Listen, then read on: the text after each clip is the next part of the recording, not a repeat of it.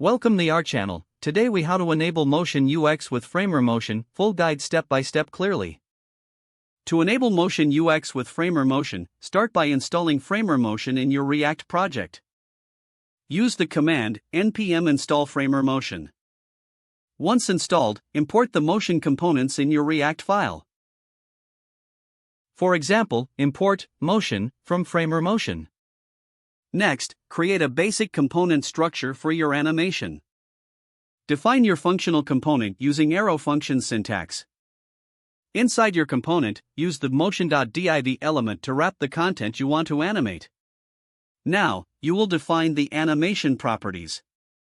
You can add initial, animate, and exit properties to your motion element. For initial, set the starting state of your animation, like scale, 0. For animate, define how your component should appear, such as scale, 1.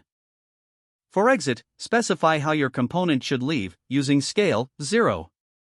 Additionally, you can set transition properties for smoother animations.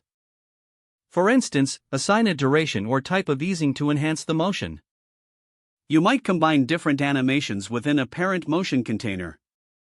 Consider applying layout animations for easier transitions when elements change. Use the layout prop to animate between layout changes intuitively. Another option is to utilize variants for cleaner code management. Define your variants outside of the component for reusability. With variants, you can group animations and reference them in your component. When using gestures like hover or tap, assign event handlers to your motion elements. For example, add on hover start and on hover end for hover effects. Lastly, test your animations in different environments to ensure they perform smoothly. Adjust timing and easing as necessary to achieve the desired user experience. With these steps, you'll have Motion UX enabled using Framer Motion in your project. If the page does not load, refresh the browser or try again in a private or incognito window. Make sure you are using the correct email address, then retype it carefully to avoid small typos. If your password is not accepted, use the reset option and create a new strong password you can remember. Don't forget to like this video and subscribe to our channel for more step-by-step tech guides.